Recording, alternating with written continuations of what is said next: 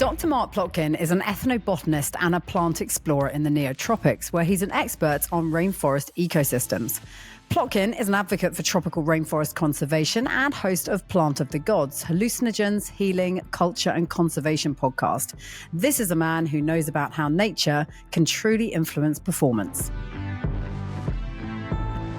This idea where reality dissolves and you're in different places and you can travel back into your past and you can travel forward into your future are literally mind-blowing experiences, but it's not for the faint of heart, and it's not for people who really don't know how to manage this type of stuff. What's your most recent, most exciting discovery, would you say?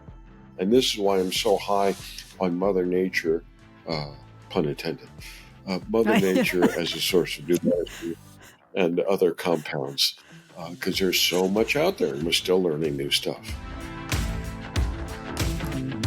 Dr. Plotkin, thank you so much for joining me on the Performance People podcast.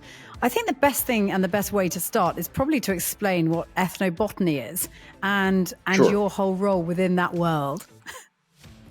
Well, thank you for having me here. I'm an ethnobotanist by training. Ethnobotany is very simply the study of the relationship between people and plants. It's often misconstrued to think it's just the study of indigenous peoples or rainforest peoples with plants, but that's sort of a reductionist definition. So a farmer in a field in Cornwall and a shaman in the Amazon with a medicinal plant, it's all part of the study. One of the most wonderful quotes that I've read that you spoke about in a TED talk you did is that the rainforest holds answers to questions that we have yet to ask. What did you mean by that? Well, I do a lot of my work in the Northeast Amazon, where the little country of Suriname, formerly known as Dutch Guiana, meets up with Brazil. And during COVID, the indigenous peoples found a plant that they used to prevent COVID and had a concoction of different plants they used to cure COVID if you got it. Now, is that proof that that is effective? No, but that's how science starts. You hear an idea that's a hypothesis, essentially, that needs to be tested. Nobody had thought of COVID before. Nobody thought of looking for cures or preventative aspects for COVID because there was no COVID. Just like before that, there was no AIDS. So there are new diseases on the hunt. COVID is not the end of the story. And by protecting nature, and in so doing, I'm not just talking about the Amazon, I'm talking about the boreal forest in Canada, talking about the forests of Northern Europe, and the oceans also full of organisms that could have curative purposes. So the point being, by protecting nature, we keep our options open. Remember that Mother Nature has been creating weird and wonderful chemicals for 3 billion years. That's a lot longer than we've been doing synthetic chemistry. So clearly, Mother Nature still has some lessons to teach us and some great medicines to share with us. I know that you've heard this many times before, but it feels to me like this is a calling, the work in which you do and the world in which you live. And there is a mystery about it that feels a little bit Indiana Jones. I know you will have heard that before, but does that resonate with you? Because it does feel like you're always on this exciting voyage of exploration, wherever this takes you. Well, when people ask about Indiana Jones, I'm always proud to point out that Harrison Ford is indeed one of our supporters. And I'm also quick to point out that Indiana Jones was a tomb robber. So the comparison is not always a flattering one. But it is important to point out that Indiana Jones inspired generations of kids to become anthropologists, archaeologists, and all sorts of other scientists. So as an icon of the public imagination, I think that whole genre has played a very positive role in engaging people in the romance and adventure of the rainforest and rainforest cultures. Although I will point out that if there were that many indigenous peoples chasing Indiana Jones or you or me with a bow and arrow, he would look like a pincushion instead of escaping unscathed. So on the various adventures that you've been on, what's been the most fascinating or the greatest lesson that you've taken from working with these people in these cultures and in these worlds?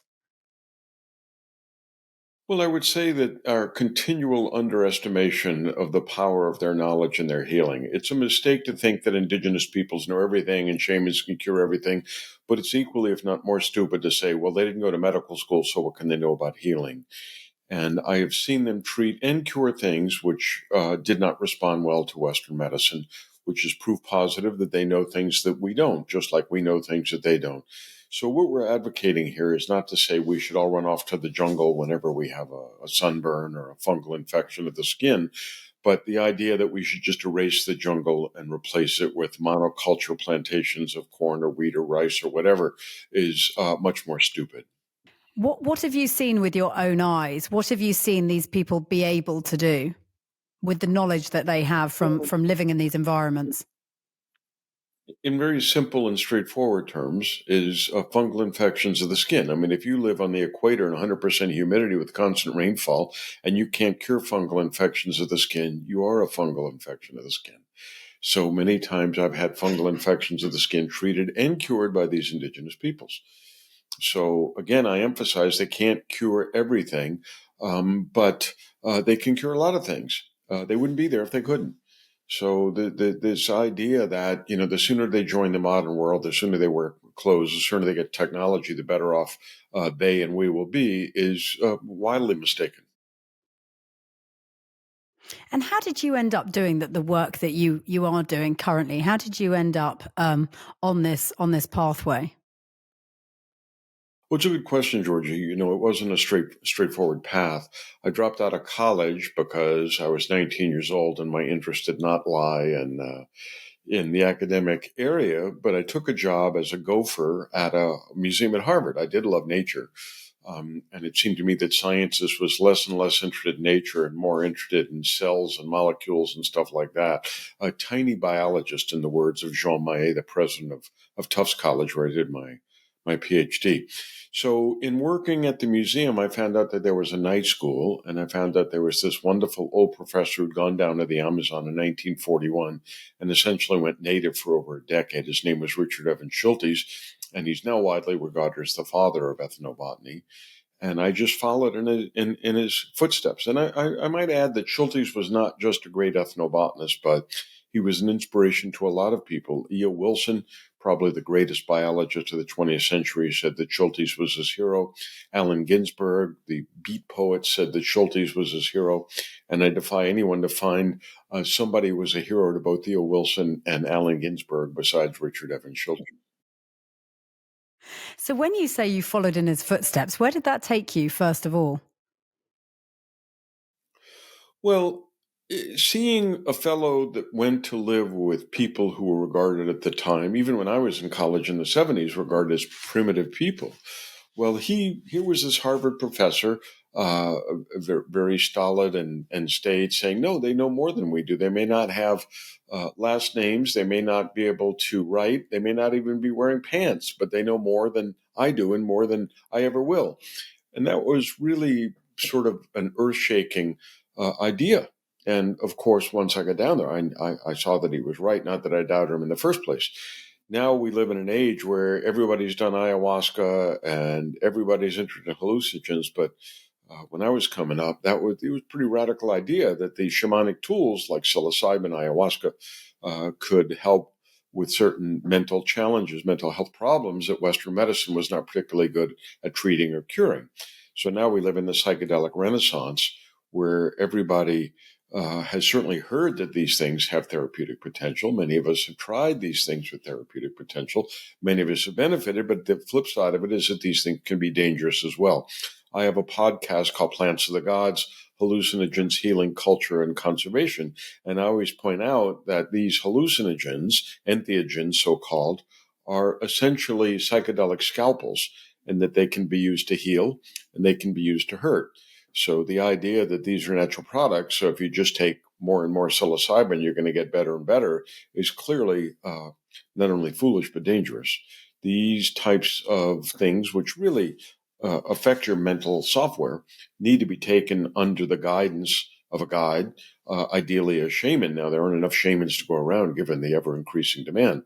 But the idea that you can order ayahuasca on the internet and sit around with your homeboys and take it And only good things come of it is wildly inaccurate. So just tell me a bit more about what that feels like, because I've never been in that position. So I'm fascinated by the world in which you inhabit when you're taking this the right way. What happens? What are the changes that you see, and what are the effects? Well, Timothy Leary went on endlessly about the importance of set and setting. In other words, this isn't something you want to do on a crowded tube with a lot of people around you yammering and crowded together and sweating.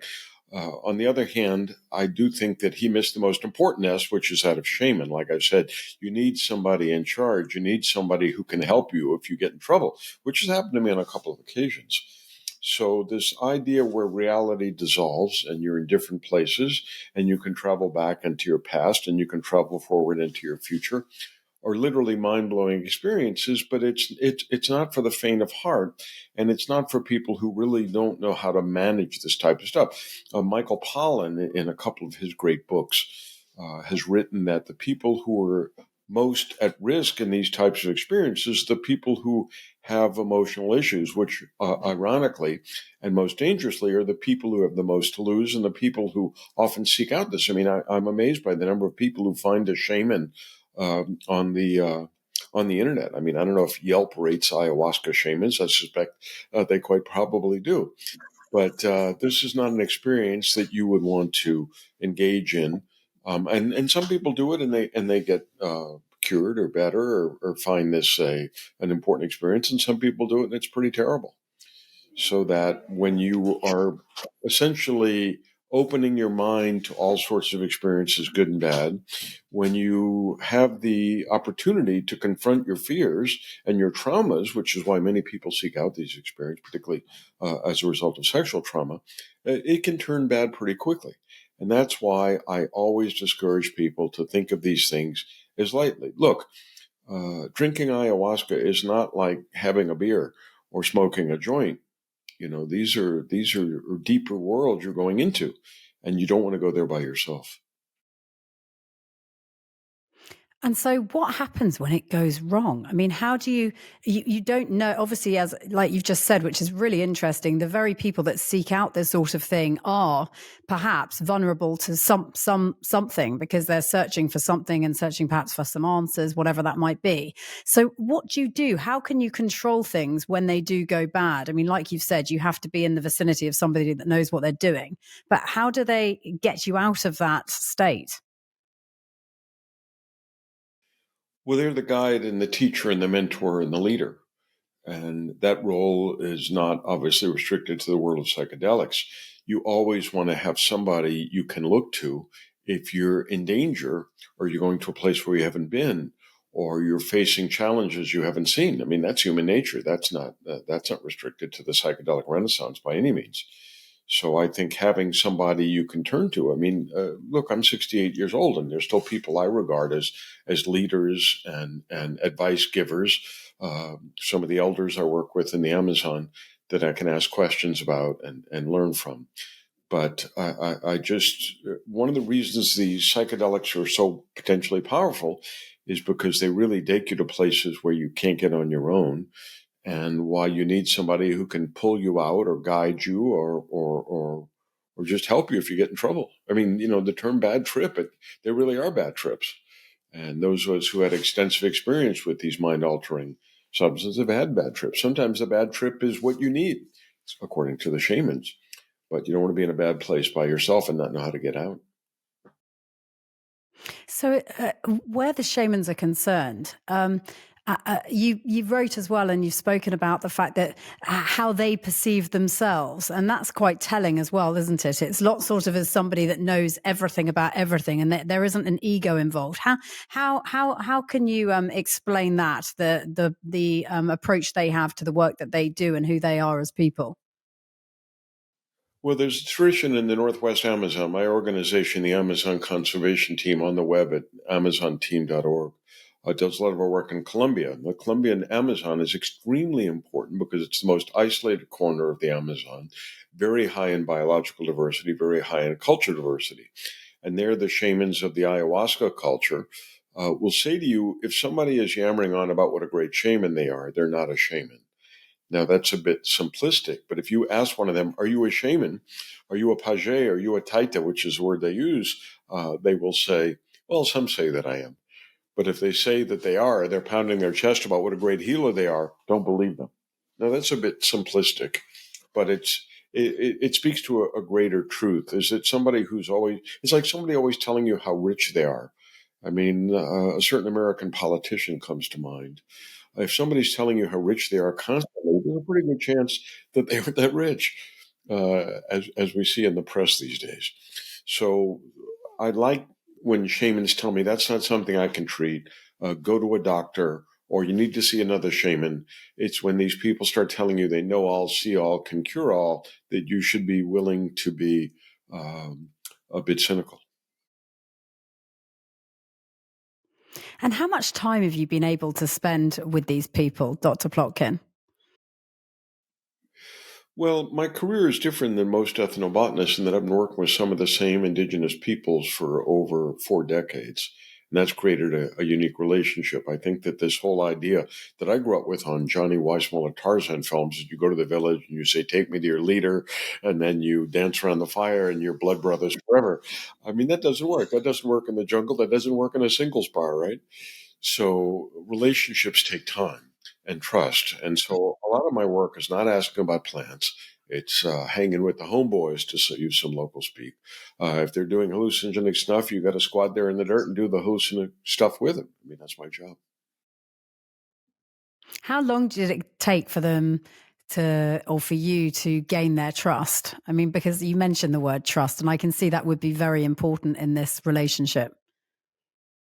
Georgie, that's a question I get all the time, and the answer is I'm not sure, because it's not like you answer 3 questions and you're their pal forever. I mean, one of the shamans I was with last week in the Northeast Amazon was showing me new medicinal plants. Now, I've known this guy for 4 decades, which means after 4 decades, he's still showing me new medicinal plants. Makes me wonder, well, what is he not telling me, right? What else is out there? And I've collected over 300 plants with this one shaman. Okay. And he's still showing me new stuff, which speaks to how much they really know and how it isn't a question of just showing up, say, take me to your leader, and they just fork over the info. It doesn't work that way. So the short answer to your question is a trust is a relationship and a journey. It's not something you earn or are giving on the first or second date. It feels like we can learn so much from them and from their culture and their knowledge. What can they learn from us? Can they learn anything from us? Well, one of the most important things that we've done with the Amazon conservation team is indigenous mapping. And what's unique about our approach is we give them the GPSs and train them how to use it, and they make their own map. That's important for a variety of reasons, because if you don't map it, you don't own it, first of all. Second of all, it introduces technology in a culturally sensitive way. In other words, instead of going in there and saying, oh, they're Indians, we don't want to ruin them by giving them an iPhone, or the flip side of it is saying, oh, let's just give them all the technology and they'll be better off, creates other problems. I mean, one of the tribal leaders in the Colombian Amazon told me that there were women of his tribe who became so addicted to iPhones, they had to prostitute themselves to get the money to buy SIM cards. So much for the idea that technology has no downside. However, the mapping is something we taught them how to do, and they went off on their own and did it. And then they taught the next tribe over, and then the next tribe over. And as a result, there's 100 tribes in Amazonia, 100 groups. We estimate there's a total between 300 and 400. We have had the honor and privilege of working with over 100 of these and helping them make their own maps. So again, I this idea that, well, they have nothing learned from us. We have stress-related heart disease, and we have COVID, and everything we have is bad, and they're the noble savages, and we should learn everything from them. No, it's not that simple. In Suriname, there's a saying: to every difficult question, there is an answer which is both simple and wrong.